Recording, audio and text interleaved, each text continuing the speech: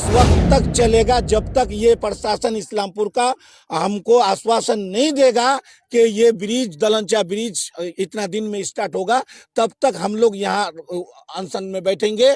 उसके बाद जरूरत पड़ेगी तो हम इस्लामपुर का आंचल करेंगे। देखिए, एक गर्भवती महिला अगर हॉस्पिटल जाना होगा तो कैसे जाएगी एम्बुलेंस में? अगर बारिश का टाइम हो तो उधर भी तो बड़े बड़े गड्ढा हैं।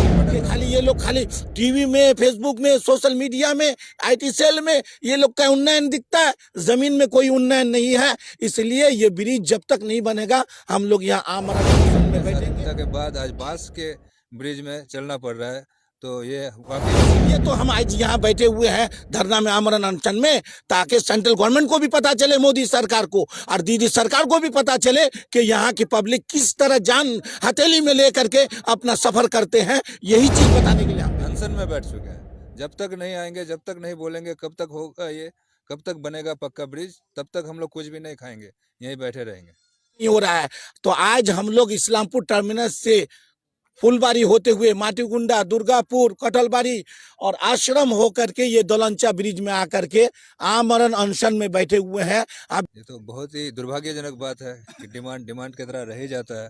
और हम 15 किलोमीटर चल के आए हम लोग सभी, जो देखे कि बहुत ही बैकवर्ड माटीगुंडा 1, माटीगुंडा 2, अगडिमटी, खुंती जो अंचल है, ये अब तक बैकवर्ड रह चुका है। क्योंकि आज के दिन में स्वाधीनता के बाद आज बांस के ब्रिज में चलना पड़ रहा है, तो ये वाकई में दुर्भाग्यजनक बात है हम लोगों के लिए। इससे ज़्यादा और क्या बोलेंगे? हम लोग प्रशासन को बोले कि हम लोग पैदल चल के जाएंगे धरना में, आप लोग आइए, आके देखिए क्यों नहीं हो रहा है आखिर, और बोलिए नहीं हो रहा है तो उसका भी कारण निकालिए और जल्दी इसको पूरा कीजिए। लेकिन अब तक प्रशासन की तरफ से भी कोई भी खबर नहीं है और हम लोग आमरण अनशन में बैठ चुके हैं। जब तक नहीं आएंगे, जब तक नहीं बोलेंगे कब तक होगा ये, कब तक बनेगा पक्का ब्रिज, तब तक हम लोग कुछ भी नहीं खाएंगे, यहीं बैठे रहेंगे। एक सवाल आपसे पूछेंगे, आप खुद एक एडवोकेट हैं और जिस परिवार से आप बिलोंग करते हैं वो लोग भी यहाँ सरकार के रिप्रेजेंटेटिव रह चुके, आपके परिवार वो अलग बात है। हम यहाँ आवाम जो बच्चों को देखिए, माँ बहनों को देखिए, एक गर्भवती महिला अगर हॉस्पिटल जाना होगा तो कैसे जाएगी एम्बुलेंस में? अगर बारिश का टाइम हो तो उधर भी तो बड़े बड़े गड्ढा हैं, 3 पुल पटागोरा रोड में, तो वो सोचना पड़ेगा ना। हमारे परिवार में कोई रिप्रेजेंटेटिव है, ये सोचना पड़ेगा। उनको भी आना चाहिए, देखना चाहिए कैसा है यहाँ का हालचाल। अभी आप लोगों का डिमांड क्या है? हम लोग का डिमांड तो 4 डिमांड लेके आए थे, लेकिन यहाँ आके देखे कि हालत बहुत ही खराब है, इसलिए आमरण अनशन में यहाँ बैठ गए, खासतौर पर दलंचा ब्रिज के लिए। और इसके अलावा डंकन्स चाय बागान को जो गुंडे लोग कब्जा करके रखे हैं, जो वहाँ के लोग हैं जो दान किए थे अपने जमीन को कि हमारे जमीन को आप लोग लीजिए और हमें भी रखिए। डंकन्स जाने के बाद गुंडों के बदमाशी की वजह से डंकन्स यहाँ से गया है, और ऐसा बदमाशी चलते रहेगा तो कोई भी यहाँ पर शिल्पो, जिसको बंगला में बोलते हैं, यहाँ आने वाला नहीं है। ऐसा गुंडागर्दी माफिया राज चलने से, तो इन माफियों से छुटा के डंकस चाय बागान को हम लोग प्रशासन को बोले हैं कि आम आवाम जो दान किए थे उनको दिया जाए, और जो 3 पुल पटागोरा रोड है उसको भी बनाया जाए, और खास तौर पर इस ब्रिज को अगर नहीं बनाते हैं तो आज हम लोग यहाँ अनशन में बैठे रहेंगे। अल्तमास भाई, आपको पता होगा कि 2021 के विधानसभा से पहले इस ब्रिज को ओवरटेक करके दूसरा एक अल्टरनेटिव ब्रिज के बारे में सोचा गया था।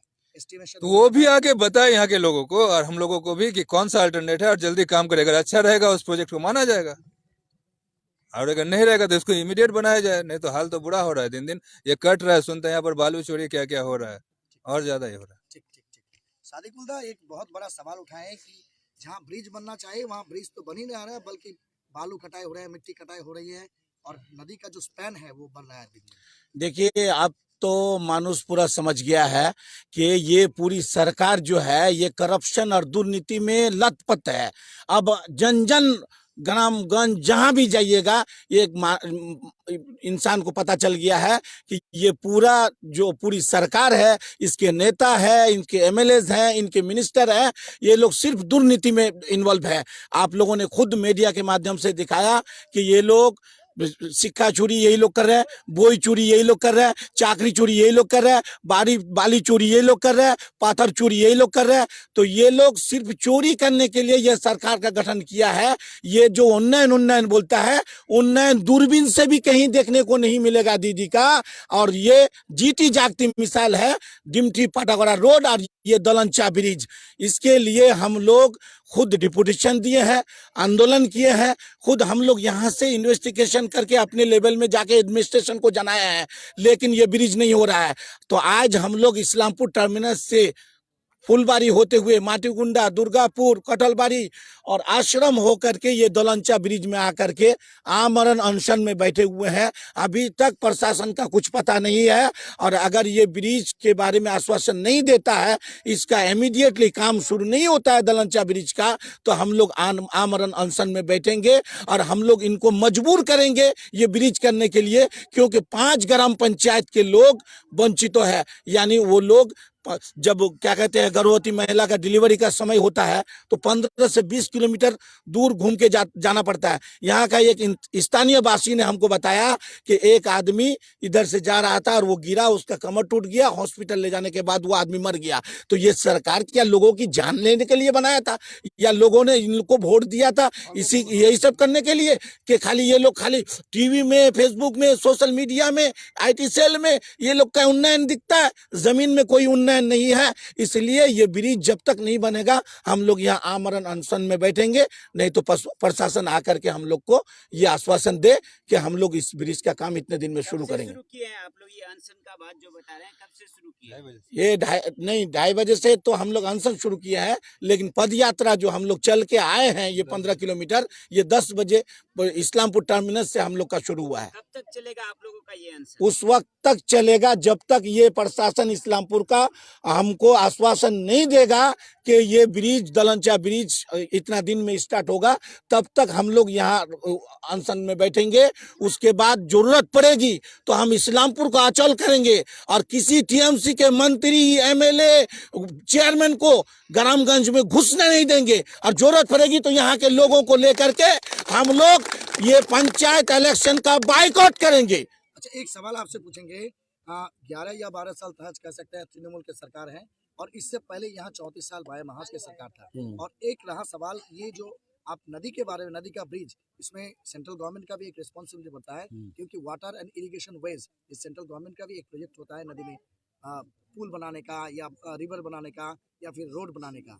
इस बारे में आपका क्या कहना है? देखिए, सेंट्रल गवर्नमेंट की भी रिस्पॉन्सिबिलिटी होती है, लेकिन वो जिम्मेदारी कौन उठाएगा? यहाँ के जो राज्य सरकार में बैठा है, जो चोर बैठे हुए हैं, तो ये तो सिर्फ चोरी करने के लिए बैठे हुए नहीं है। ये जो समस्या अगर आपसे नहीं होता है तो आप प्रपोजल दो, जब तक प्रपोजल नहीं जाएगा तो सेंट्रल गवर्नमेंट को पता कैसे चलेगा? तो यहाँ जो जिम्मेदार है, यहाँ के जो लीडरशिप है, यहाँ की जो सरकार है, वो प्रपोजल सेंट्रल गवर्नमेंट को दे। यही तो, इसीलिए तो हम आज यहाँ बैठे हुए हैं धरना में, आमरण अनशन में, ताकि सेंट्रल गवर्नमेंट को भी पता चले, मोदी सरकार को और दीदी सरकार को भी पता चले कि यहाँ की पब्लिक किस तरह जान हथेली में लेकर के अपना सफर करते हैं। यही चीज बताने के लिए हम बैठे हैं यहाँ। आप लोगों का ये अनशन क्या लगातार चलेगा? हाँ, उस वक्त तक चलेगा। आमरण अनशन का मतलब ही है कि जब तक हमको आश्वासन नहीं मिलेगा उस वक्त तक हम लोग यहाँ धरने में बैठे रहेंगे। हमको दलंचा ब्रिज बना कर दे, दलंचा ब्रिज का निर्माण हो, यहाँ की पब्लिक की आसानी हो। हम यहाँ कोई राजनीति करने नहीं आया। अभी एक मीडिया बंधु ने बोला कि क्या आप पंचायत इलेक्शन के इसमें आए हैं? हम बोले कि नहीं, हमें कोई राजनीति नहीं करना है। 2021 में भावता देकर के बीजेपी और TMC ने अपना वोट बंटवारा करके लिया, लोगों को डरवाया कि अगर TMC को वोट नहीं देंगे तो मोदी आ जाएगा, मोदी आ जाएगा। तो क्या कहते हैं कि बांग्लादेश भेज दिया जाएगा मुसलमानों को। ये देश क्या मोदी के बाप का है या ममता बनर्जी के बाप का है कि ये देश से किसी को निकाला जाएगा? और उस वक्त तक हम लोग अपने आखिरी कतरा खून का बहाएंगे। इन गरीबों के, लाचारों के, मजबूरों के हुकूक के लिए लड़ाई कांग्रेस पार्टी लड़ी थी, अभी भी लड़ रही है, और हम लोग उस वक्त तक लड़ेंगे, आखिरी सांस तक हम लोग इन पब्लिक के इशू को लेकर लड़ाई लड़ते रहेंगे।